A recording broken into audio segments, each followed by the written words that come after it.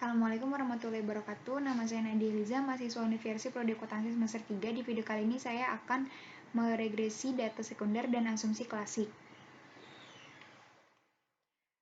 Pengertian regresi yaitu analisis regresi adalah studi mengenai ketergantungan variabel dependen atau terikat dengan satu atau lebih variabel independen atau variabel penjelas atau bebas dengan tujuan untuk mengestimasi dan atau memprediksi rata-rata populasi atau nilai rata-rata variabel dependen berdasarkan nilai variabel independen yang diketahui. Tujuannya itu hasil analisis regresi ini adalah koefisien untuk setiap variabel independen. Koefisien ini dihasilkan dari prediksi nilai variabel dependen dengan persamaan. Koefisien regresi dihitung dengan tujuan meminimalisir penyimpangan antara nilai aktual dan nilai estimasi variabel dependen berdasarkan data yang ada. Bentuk umum persamaan regresi berganda adalah Y sama dengan A ditambah B1 X1 ditambah B2 X2 ditambah B3 X3 dan seterusnya, di mana Y variabel dependen atau terikat, B1 B2 dan seterusnya koefisien variabel, X1 X2 dan seterusnya variabel independen atau bebas. Menurut Ghazali 2011, ketempatan fungsi regresi sampel dalam penaksiran nilai aktual dapat diukur dari goodness of fit-nya. Secara statistik, hal ini diukur dari nilai koefisien determinasi, nilai statistik F dan nilai statistik T. Koefisien determinasi adalah ukuran untuk mengetahui kesesuaian atau ketepatan hubungan antara variabel independen dengan variabel dependen. Besarnya nilai koefisien determinasi berkisar 0 kurang dari R2, 0 R2 kurang dari 1. Koefisien determinasi digunakan untuk mengukur seberapa jauh kemampuan model dalam menerangkan variasi variabel dependen. Kebanyakan penggunaan koefisien determinasi R2 dalam SPSS diambil melalui nilai adjust R2. Nilai yang mendekati 1 berarti variabel-variabel independen memberikan hampir semua informasi yang dibutuhkan untuk memprediksi variasi dependen. Adjust R2 digunakan karena nilainya tidak terpengaruh oleh banyaknya variabel independen.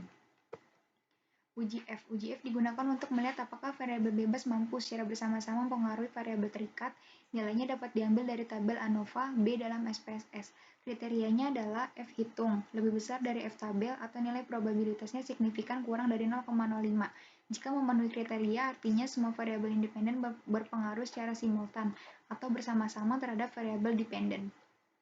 Uji T. Selain mengetahui kemampuan secara bersama-sama, variabel bebas menjelaskan variabel terikat.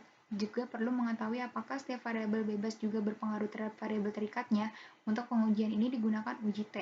Kriterianya adalah T hitung lebih besar dari T tabel atau nilai probabilitasnya signifikan kurang dari 0,05. Jika memenuhi kriteria, artinya semua variabel independen berpengaruh secara individual terhadap variabel dependen. Terakhir, dalam analisis regresi adalah uji asumsi-asumsi pokok sehingga nilai koefisien regresi yang dihasilkan baik dan tidak bias. Untuk itu dilakukan uji normalitas, multikolinearitas atau autokorelasi, dan heteroskedasitas. Jika asumsi klasik terpenuhi, maka estimasi regresi akan BLEU atau Bayes Linear Ambiguous Estimator. Asumsi klasik 1. Uji normalitas. Uji normalitas digunakan untuk melihat apakah data residual terdistribusi normal atau tidak. 2. Uji multikolinearitas. Jika hubungan itu mendekati 1, artinya hubungan mendekati sempurna. Syarat lolos uji multikolinearitas, nilai kolerasinya harus kurang dari 0,080.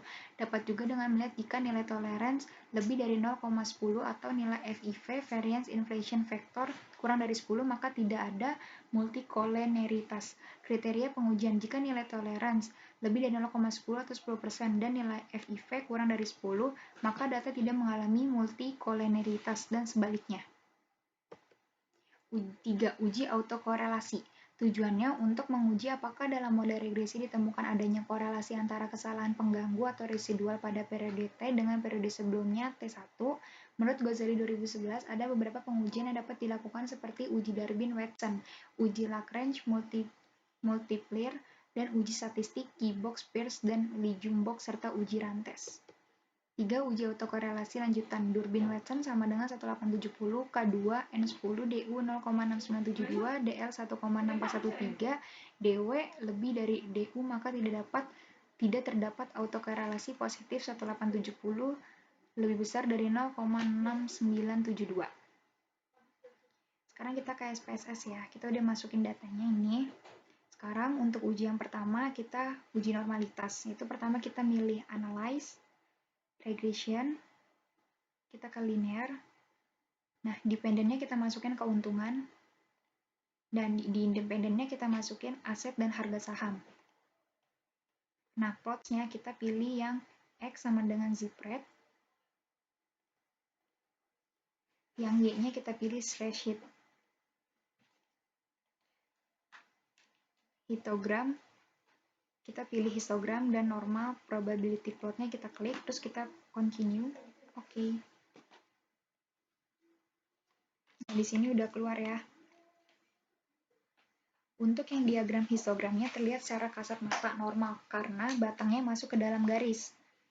Yang PP plot juga terlihat normal karena buletan-buletannya mendekati garis. Sekarang kita uji one sample KS. Kita buka analyze, kita ke non-parametric, kita buka legacy dialog, kita pilih one sample KS, tes variable listnya kita masukkan keuntungan, aset, dan harga saham. Oke. Terus ini udah keluar semua. Seperti biasa ya kita jelasin di sini. Untuk yang asim sigma to tail, harga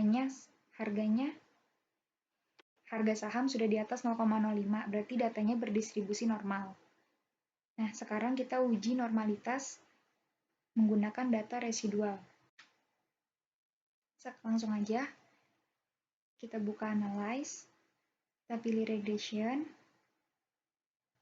linear, dependent dan independennya masih sama. Nah, plotnya itu yang Y series side, dan yang X-nya itu Z-Pred. Kita uncheck yang histogram dan normal PPT, dan normal PP plotnya. Pertama kita continue. Kita save, kita buka, kita klik yang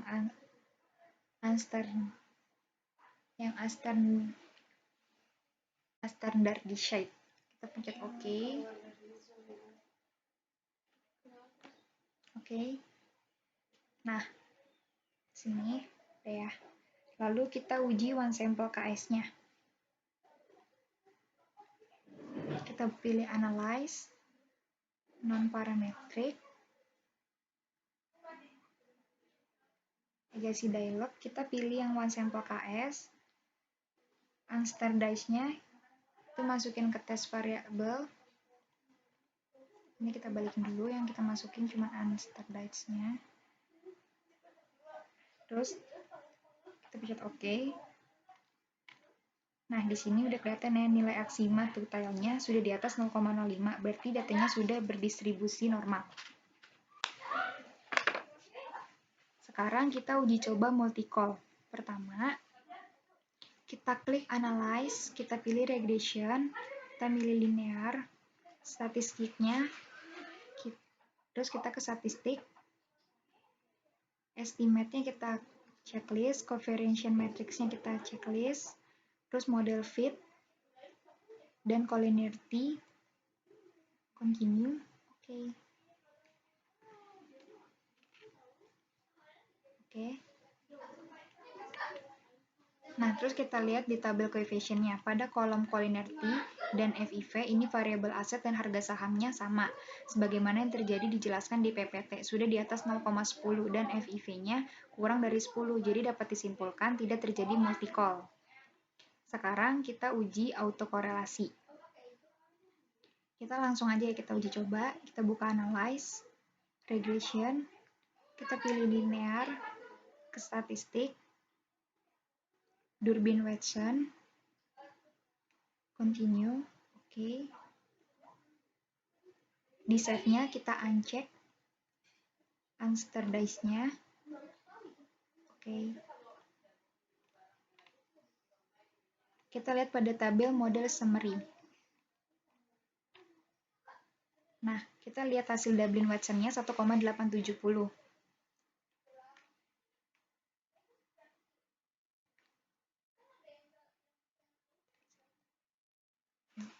Tadi kan Kak. Nah, kita buka F-tabel ya. Kita buka F-tabel dulu.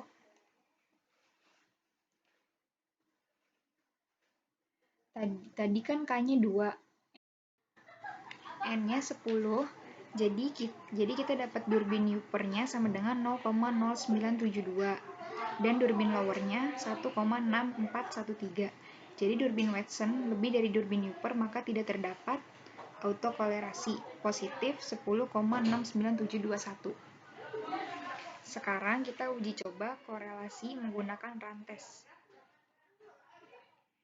Pertama kita buka analyze ke non-parametric test, terus legacy dialog, kita pilih runs, kita tes variabel, masukin yang as standard device, terus checklist, median, terus okay.